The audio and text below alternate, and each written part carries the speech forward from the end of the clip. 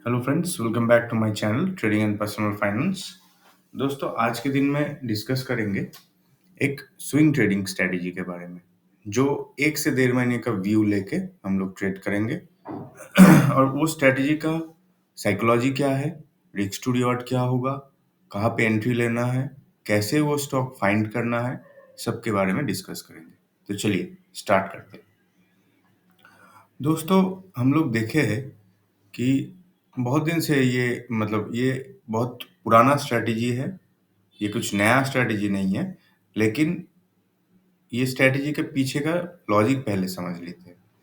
इसका पीछे का लॉजिक ये है कि अगर कोई इंस्टीट्यूट बाई कर रहा है या फिर सेल कर रहा है, तो वो एक दिन में बाई या सेल करके निकल नहीं जा सकता कोई भी स्टॉक में।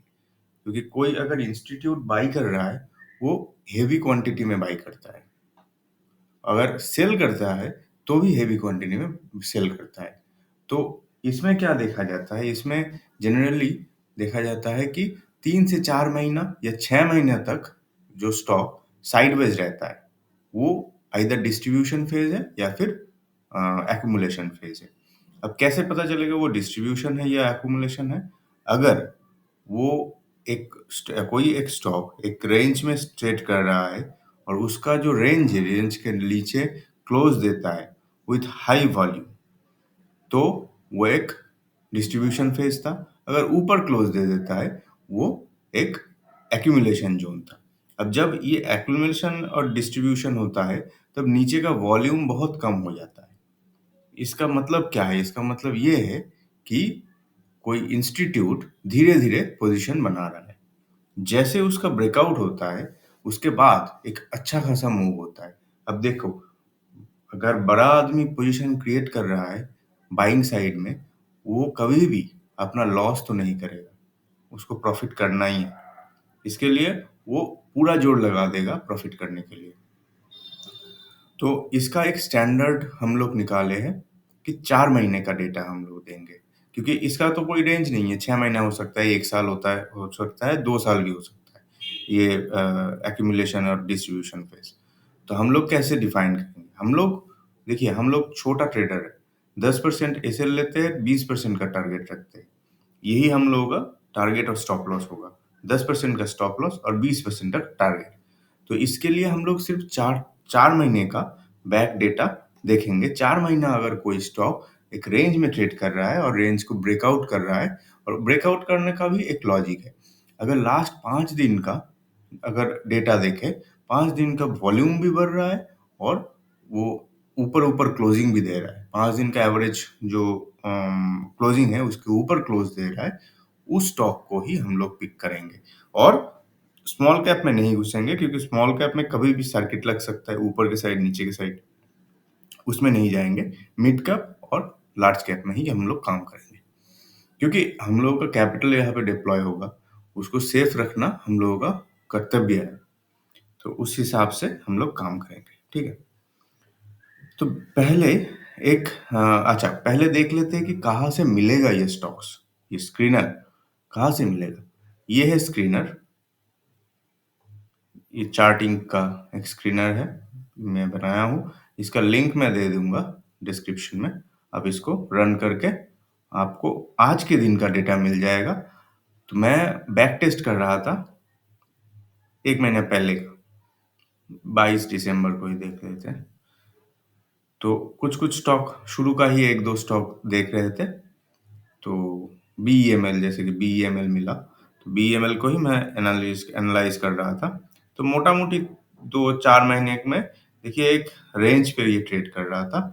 ये जैसे ब्रेकआउट हो दिया, ऊपर क्लोजिंग दिया, वॉल्यूम भी नीचे अच्छा खासा है, तो इसको हम लोग कंसिडर कर सकते हैं 10% का एसएल लेके 20% का टारगेट, ठीक है। ऐसे ही और एक स्टॉक है, देखा, एस्ट्राजेन।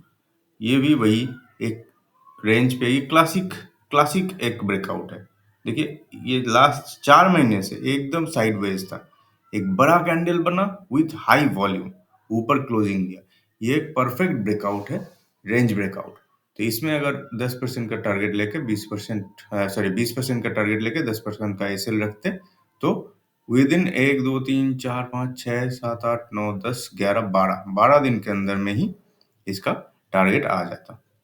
तो ऐसे ही कुछ-कुछ स्टॉक्स निकाले। अच्छा, हिंदाल्को रेंज में इतना दिन तक, मतलब कितना दिन तक, 28 नवंबर इसने ये रेंज को ब्रेकआउट दिया था। लेकिन हम लोग देख रहे थे 22 दिसंबर का, तो 28 नवंबर से 22 दिसंबर तक ये 60 पॉइंट का मूव, ऑलमोस्ट 50 पॉइंट का मूव ऑलरेडी हो चुका है। उसके बाद हम लोगों के पास एंट्री आया, ठीक है, चलेगा। अभी भी एसएल नहीं हिट हुआ है, लेकिन मैं रिकमेंड करूंगा 1.5 महीने के ऊपर अगर कोई स्टॉक खींच रहा है तो बेकार में आपका कैपिटल डिप्लॉयड है।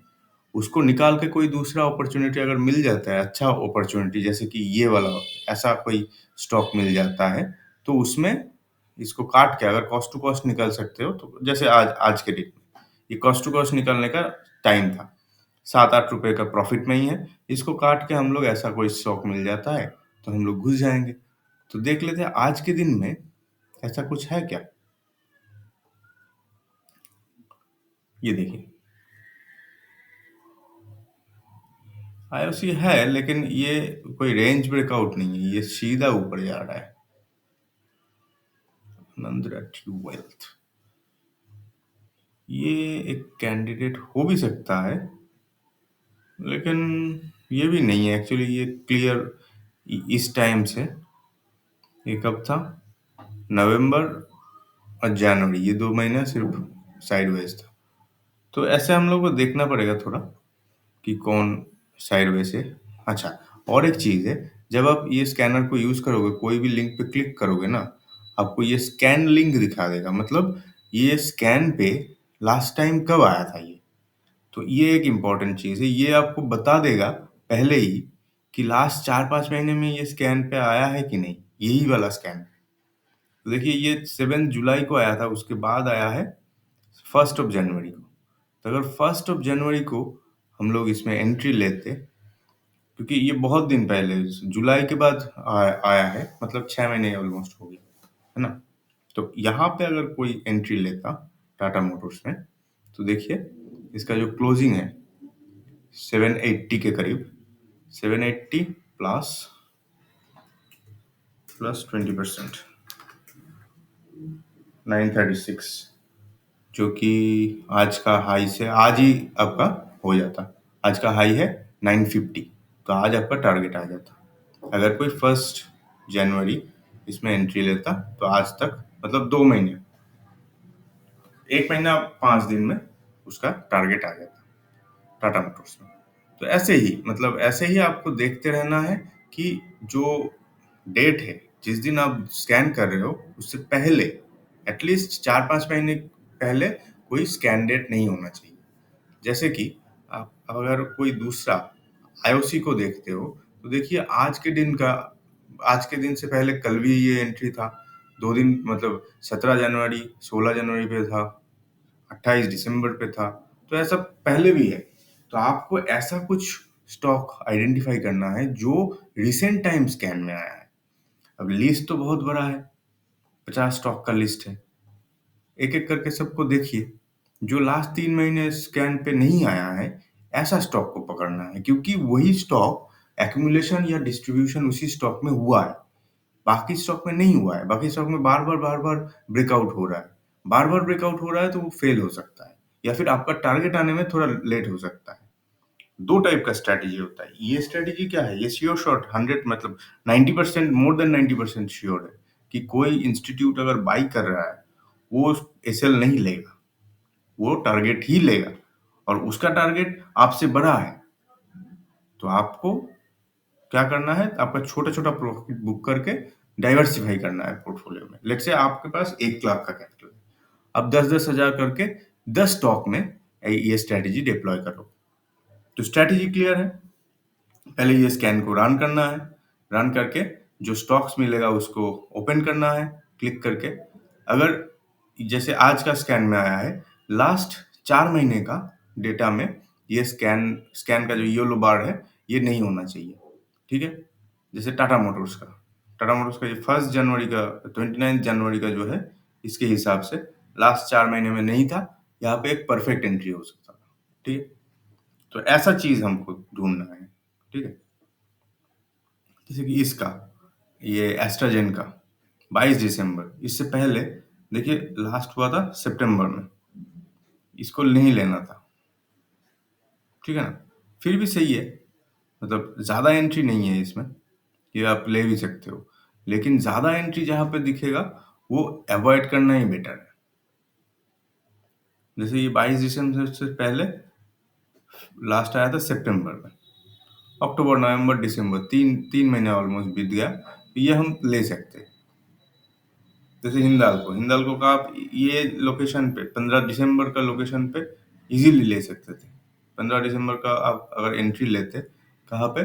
इसका क्लोजिंग 566 पे, तो आपका टारगेट स्टॉप लॉस 566। अच्छा, स्टॉप लॉस क्या होता है आपका? 509। 509 तो आया ही नहीं, तो 566 का 20% ऊपर होगा आपका टारगेट, 679 मतलब 680 के करीब। ये नहीं आया हिंदाल्को का। वैसे हम लोग वही देख रहे थे यहाँ पे, इसका टारगेट नहीं आया। तो ये है मोटा मोटी स्ट्रेटेजी। अब स्ट्रेटेजी का ये है लॉजिक, यहाँ पे लिखा हुआ है। उसका वॉल्यूम भी इंक्रीज होना चाहिए, प्राइस भी ऊपर जाना चाहिए, और लास्ट 5 दिन हायर हाई बना के ऊपर जा रहा है, और आपका जो रेंज है उसको ब्रेक करके ऊपर क्लोज दे रहा है। ये है ओवरऑल स्ट्रेटेजी। आप ये स्किनर को यूज कीजिए, इसको इसमें प्ले कीजिए। कोई भी डाउट हो मुझे पूछिए, तो देखते हैं। मतलब मुझे तो ये स्ट्रेटेजी बहुत बढ़िया लगा। इसमें आपका जीटीडी ऑर्डर के साथ आप ट्रेड कर सकते हो। जीटीडी ऑर्डर से क्या होगा, आप ऐसी ये स्कैन से जो हम लोग चेक करते हैं, सब कुछ चेक करने के बाद अगर आप पोजीशन ले लिए, उसके बाद जीटीटी सेल ऑर्डर प्लेस कर सकते हो। कोई भी आपका ब्रोकर हो, उसमें जीटीटी सेल ऑर्डर अगर प्लेस कर दोगे तो आपको देखना भी नहीं है वो कब का एग्जीक्यूट हो जाएगा, और आपका प्रॉफिट बुक हो जाएगा। तो ये चीज मुझे तो बढ़िया स्ट्रेटेजी लगा। और देखिए, आपका अगर मतलब स्ट्राइक रेट इसमें अगर 90% है ना, तो 90% टाइम, और 1 महीने में मोटा मोटी आपका कितना होगा? आपका टोटल 10 स्टॉक है, उसमें से 9 स्टॉक का प्रॉफिट आएगा और 10 स्टॉक में लॉस आएगा। तो इसका मतलब क्या है? सॉरी, 9 स्टॉक में प्रॉफिट आएगा, 10 में से 1 स्टॉक में लॉस आएगा, मतलब 8 स्टॉक का प्रॉफिट आपको आएगा, ठीक है? तो 8 स्टॉक में मान लेते हैं 10,000 करके सबका है, उसका 20%, मतलब 2,000 करके 16,000 आपका आ जाएगा। आपका क्या है, 1 लाख का कैपिटल में। दैट मीन्स 16% है। आप अगर 12 से मल्टीप्लाई करते हो तो 192% होता है ना? तो ऑलमोस्ट 100% के ऊपर ही तो मिलेगा। आप जितना भी चाहो इसमें बफर ऐड कर दो, तो फिर भी 100% रिटर्न आता है। तो 100% रिटर्न जनरेट हो सकता है ये स्ट्रेटजी से 1 साल में। और सबसे बढ़िया इसमें जो चीज़ है, आपका ब्रोकरेज ज़ीरो है, क्योंकि आप कोई भी एक ये जो डिस्काउंट ब्रोकर यूज़ करोगे, तो उसने आपका स्टॉक बाई सेल में ब्रोकरेज ज़ीरो है। सेकंड चीज़ है कि आप रोज बाई सेल नहीं कर रहे हो, इसके लिए एसटीटी स्टैम्प ड्यूटी ये सब भी बहुत कम होगा।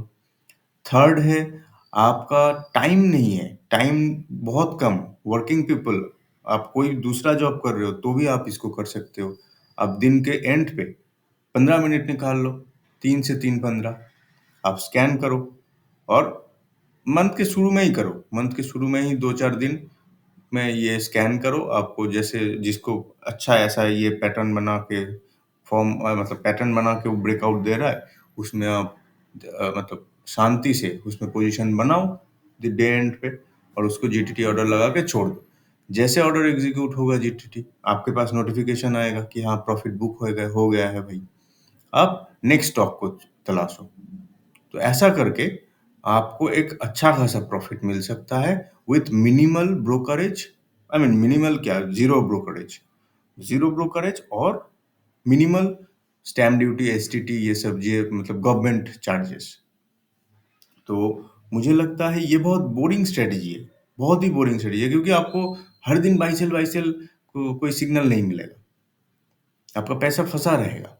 लेकिन at the end of the year आपको दिखाई देगा कि आपका कैपिटल डबल हो गया है। अगर आप मतलब डिसिप्लिन के साथ ये स्ट्रेटजी को फॉलो करते हो तो मैं इसको फॉलो करूँगा और इसको देखेंगे कि कैसा रिटर्न देता है। तो बैक टेस्ट का जो रिजल्ट है वो बहुत ही प्रॉमिसिंग है। मैं बहुत दिन का बैक टेस्ट करके देखा हूँ यहाँ से। बैक टेस्ट इसमें जो मिलता है 9 मंथ का मिलता है, तो बैक टेस्ट का रिजल्ट मैं देखा हूँ बहुत ही बढ़िया है। तो इसको देखते हैं कैसे ट्रेड किया जा सकता है। और दोस्तों, ये कोई भी स्टॉक रिकमेंडेशन नहीं है, बाई सेल रिकमेंडेशन नहीं है, मैं कोई टिप्स प्रोवाइड नहीं करता हूँ और मैं सेबी रजिस्टर्ड प्रोफेशनल भी नहीं हूँ। तो अगर आप इसको देख के या फिर ये स्किनर को देख के कोई भी डिसीजन लेते हो, ये टोटली आपका खुद का होगा। ये डिसीजन लेने से पहले जो डिस्क्लेमर में मैं बोल रहा था, ये लिखा हुआ है, कोई भी एक सेबी रजिस्टर्ड पर्सन के साथ आप डिस्कस कीजिए, उसके बाद ही इन्वेस्ट कीजिए। ठीक है दोस्तों, आज के लिए इतना ही। Thank you. Happy learning, happy trading, and please subscribe my channel. Thank you.